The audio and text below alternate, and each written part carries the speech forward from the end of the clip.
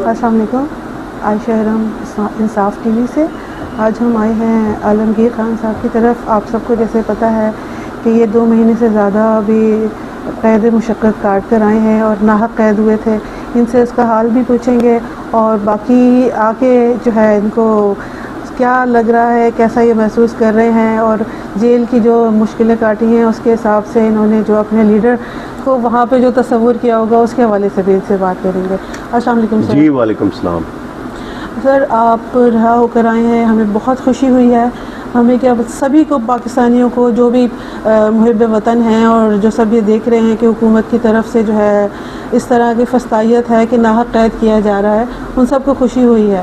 اب آپ بتائیے یہ کہ آپ کو قید کس وجہ سے کیا، پکڑا کس وجہ سے گیا تھا؟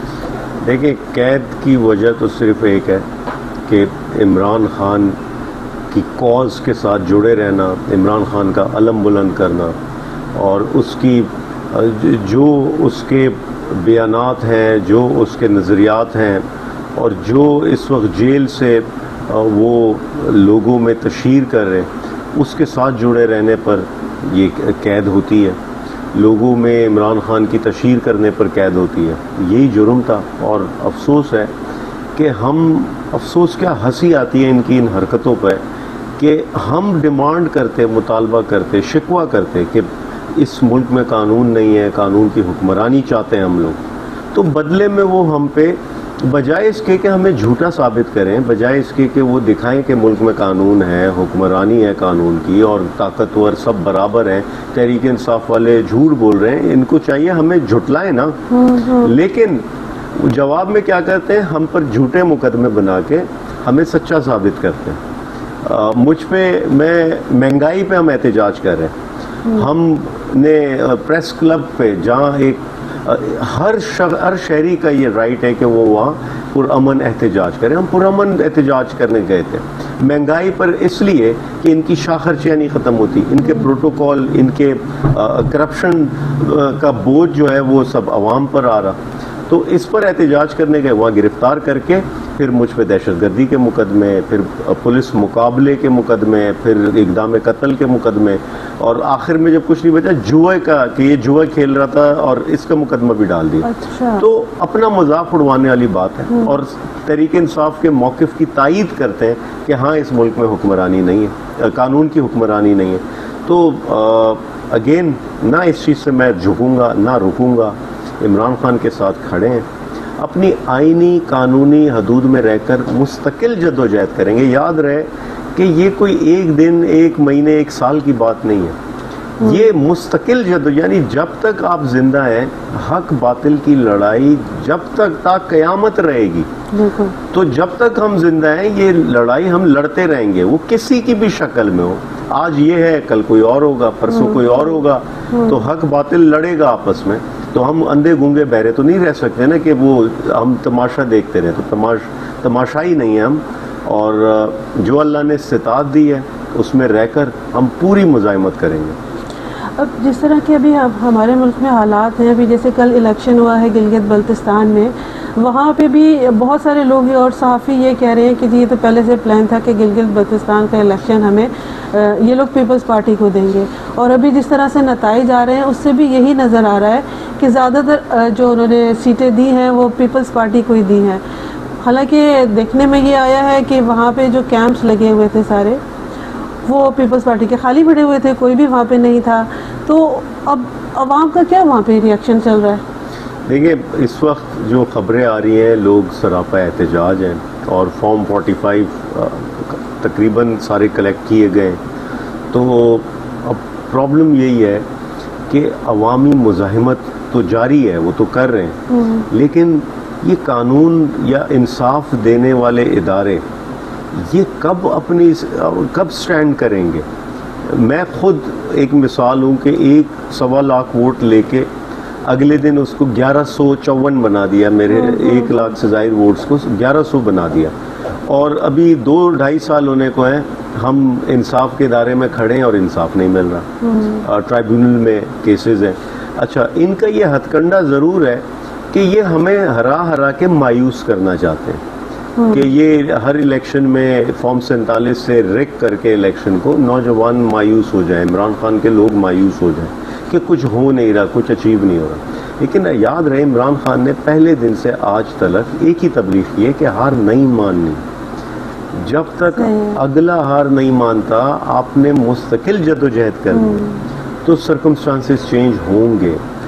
یہ وقت ہم نے ماضی میں بڑے بڑے عامر دیکھے، ہم نے مشرف دیکھا، ہم نے ایوب خان دیکھا، ہم نے ضیاء الحق دیکھا. تو لیکن جن سیاسی جماعتوں کے خلاف جو بھی اس وقت اوکے سوری جی کوئی بات نہیں. لیکن ان عامروں کے دور میں جن سیاسی جماعتوں کو نشانہ بنایا آج وہ ایگزسٹ کرتی ہیں، وہ عامر جو ہے تاریخ میں کھو گئے. تو تحریک انصاف کے مخالف بھی تاریخ سے سبق سیکھیں، اور سیاسی جماعتیں نہیں ختم ہوتی.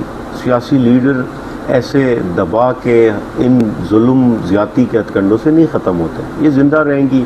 اور تحریک انصاف جڑوں میں موجود ہے، ہر صوبے میں موجود ہے. کسی ایک مسلک کی یہ جماعت نہیں ہے، نہ کسی ایک صوبے کی، کسی ایک قومیت کی جماعت. فیڈریشن کی علامت ہے، اس وقت ملک کی سب سے بڑی جماعت ہے. اور 180 سے زائد سیٹس ہم فارم 45 یعنی ایک لیگل ڈاکومنٹ میں ہم موجود ہیں. تو یہ کتنے الیکشن چوری کریں گے؟ یہ ایسے 1000 الیکشن چوری کریں، 1001 الیکشن ہوئے پہ بھی ہم نوجوان کھڑے ہوں گے. مایوسی نہیں ہے، مایوسی کفر ہے. بالکل، یہ تو خیر ہمارا مذہب ہمیں تعلیم دیتا ہے کہ مایوسی کفر ہے. مطلب کفر کا مطلب یہ ہے کہ اگر ہم مایوس ہوں گے تو ہم اللہ تعالیٰ سے نا امید ہو رہے ہیں. اللہ تعالیٰ سے امید ہونے کے ساتھ ساتھ ہم لوگ جو ہے ڈٹے ہوئے ہیں، لوگ یہاں پہ کھڑے ہوئے ہیں. لیکن اس کے باوجود بھی سن بھی رہے ہیں ہم اور دیکھ بھی رہے ہیں کہ جو پارٹی کے عہدیدار ہیں وہ کچھ آہستہ آہستہ جو ہے وہ نکلتے جا رہے ہیں. تو آپ کو نہیں لگتا کہ اس سے تھوڑا سا پارٹی کے اوپر اثر پڑتا ہے؟ کمزور ہوتے ہیں، نئی جنریشن جو ہے وہ اس سے تھوڑا سا مایوس ہوتی ہے. دیکھیں ایک چیز سمجھیں، یہ بڑا نیچرل ہے کہ آپ کے گھر کا سربراہ نہیں ہو موقع پر تو گھر میں بھی جو ہے وہ پرابلمز پیدا ہو جاتی ہیں. اسی طرح اس وقت ہمارا سربراہ وہ جیل میں ہے، ہماری رسائی نہیں ہے اس تک، اور وہی ایک چین آف کمانڈ اسٹیبلش کرتا، وہی لوگوں کو اختیار دیتا، ذمہ داری سونپتا. وہ سب ڈسٹرب ہوا ہوا ہے اس وقت. تو نیچرل ہے کہ اس وقت اختلاف رائے بھی موجود ہے. اس وقت پارٹی میں مختلف لوگ مختلف طریقہ کار مختلف انداز میں کام کرتے. وہ لیڈر ہے جو سب کو یونائٹ کرتا. تو وہ کمی تو ہے اس وقت. یہ تو آبویس ہے کہ عمران خان کی جگہ تو کوئی نہیں لے سکتا دوسرا شخص. تو ایسی سچویشن میں اصل چیز یہ ہے، اور دیکھیں جو عمران خان کے نیریٹو کے ساتھ نہیں کھڑا ہوگا تو وہ عوام میں وہ ارریلیونٹ ہو جائے گا. اور یہ بہت سے بڑے بڑے نام ہم نے دیکھ لیے پچھلے 2-2.5 سال میں. تو اہم چیز یہ ہے کہ نیریٹو کو زندہ کرنا، اور ہر کسی کی اپنی استطاعت، اپنی کیپیسٹی ہے. ہم یہ بھی زیادتی ہوتی ہے کہ ہم سب سے یہ ایکسپیکٹ کریں کہ یہ عمران خان والی چیز ڈیلیور کرے. یہ بھی زیادتی ہے نا، ہر کوئی تو عمران خان نہیں ہے. جو اپنی کیپیسٹی اپنی استطاعت میں جتنا کر رہا ہے اس نیریٹو کے ساتھ کھڑا ہے، تو میں سمجھتا ہوں وہ اپنا حق ادا کر رہا ہے. لیکن گروپ بھی بڑے بن گئے ہیں نا یہاں اس پارٹی کے اندر ہی. مطلب کوئی ایک ایسا ہونا چاہیے لیڈر، یا کوئی ایک ایسا پارٹی کا ابھی جو سارے قائدین ہیں اس میں ایک ایسا ہونا چاہیے جس کی بات کو سب فالو کریں. جیسے کہ آپ نے کہا ایک عمران خان ہے، اس کے پیچھے سارے چلتے ہیں. لیکن ابھی کیونکہ وہ نہیں ہے، لیکن پھر بھی ابھی جو قیادت ہے اس میں سے کسی ایک کو ہونا چاہیے. تو ابھی کوئی ایک آپ کس کو سمجھتے ہیں کہ وہ آگے آئے اور وہ یہ سٹیپ لے سکتا ہے کہ سب کو ایک پلیٹ فارم پہ لے جائے گی؟ اتنے ٹکڑوں میں بٹ کے جو لوگ باتیں کر رہے ہیں، اپنے اپنے ٹولے بنائے ہوئے ہیں، یہ بھی تو پارٹی کو کمزور کرنے والی بات ہے نا. تو اس میں آپ کیا سمجھتے ہیں کہ وہ قائدانہ صلاحیت جو ہے وہ کس کے اندر ہو سکتی ہے، یا ہم سب کو کس کو آگے لے کے آنا چاہیے؟ دیکھیں میں یہ سمجھتا ہوں ہر لوگ اپنی جگہ خود بنائیں گے. جس میں جو لیڈرشپ کوالٹی ہوگی، صلاحیت ہوگی، وہ اپنی جگہ خود بنائے گا. یقین جانیں کہ میں نے اپنے اس سیاسی سفر میں اکثر لوگوں کو یہ دیکھا کہ وہ عمران خان سے اپنا نام بلواتے تھے تقاریر میں، اسٹیج پہ، ٹی وی شوز میں کہ ہمارا نام لے لیں. اور مجھے یاد ہے عمران خان کے الفاظ کہ عمران خان جواب میں کہتا تھا کہ میرے نام لینے سے کوئی لیڈر نہیں بنے گا. جس میں کوالٹی ہوگی, جس میں اسٹینڈ لینے کی قوت ہوگی, جو کھڑا رہے گا, دلیری کرے گا, وہ لیڈر بنے گا. جو سچا ہوگا وہ لیڈر بنے گا. تو یہ تو اللہ نے لوگ پیدا کرنے, اللہ نے ان لوگوں جہاں یہ ویکیوم آئے گا وہاں نئے نئے نام آپ دیکھیں نا. کتنے ہم اکثر, میں یہ بھی ہمیشہ کہتا کہ اکثر جو تجزیہ کار ہوتے ہیں وہ بات کرتے ہیں کہ یار پی ٹی آئی سے فلاں چلے گیا, فلاں ٹوٹ گیا, فلاں نے عمران خان کو چھوڑ دیا. کبھی یہ نہیں کہتے کہ فلاں کھڑا ہوا, فلاں جیل میں بیٹھا ہے, فلاں کینسر پیشنٹ ہوا اور ہار نہیں مان رہا. تو ان لوگوں کو کیوں نہیں ذکر کیا جاتا جو کھڑے رہے؟ تو عمران خان کی ٹریننگ میں بڑے بڑے کردار, بڑے بڑے نام پیدا ہوئے اور آگے جا کے مستقبل میں وہ اپنی جگہ بھی بنائیں گے اور لوگ ان کو فالو بھی کریں گے اور پسند کرتے ہیں لوگ ان کو. اچھا, اب لاسٹ نا میں آپ سے یہ جاننا چاہوں گی کہ اتنا عرصہ آپ نے عمران خان کا ساتھ گزارا ہے, بہت کچھ آپ نے سیکھا ہوگا ان سے. ایک چیز جو آپ کو لگتا ہے کہ یہ بہت اہم ہے اور یہ میں نے سیکھی عمران خان سے اور جس سے میری زندگی میں یا میری سوچ میں یہ تبدیلی آ گئی. دیکھیں بہت چیزیں, ایک تو میں نہیں کہہ سکتا, بہت زیادہ چیزیں میں نے ان سے سیکھا ہے. اچھا, میں اگر کسی سے انسپریشن لیتا تو اول اس میں یہ ہوتا ہے کہ اس شخص نے کہاں سے شروع کیا اور کہاں یہ پہنچا. یعنی اس شخص نے جد و جہد کی کچھ اپنے مقصد پانے کے لیے. ایک تو وہ لوگ ہوتے ہیں نا جو سونے کی چمچ کے ساتھ پیدا ہو جاتے ہیں, جن کو چٹ پہ, پرچی پہ پوری سیاسی جماعت مل جاتی. ایسی مثالیں ہیں موجود ہمارے پاس, جن کو یعنی کوئی ان کی اسٹرگل نہیں, کوئی کوالیفیکیشن نہیں اور پارٹی کے سربراہ بن جاتے ہیں. لیکن ایک شخص جو اسکریچ سے شروع کرتا اور پھر چند سالوں کی محنت, جد و جہد, قربانی, تکالیف سے ایک مقصد پاتا.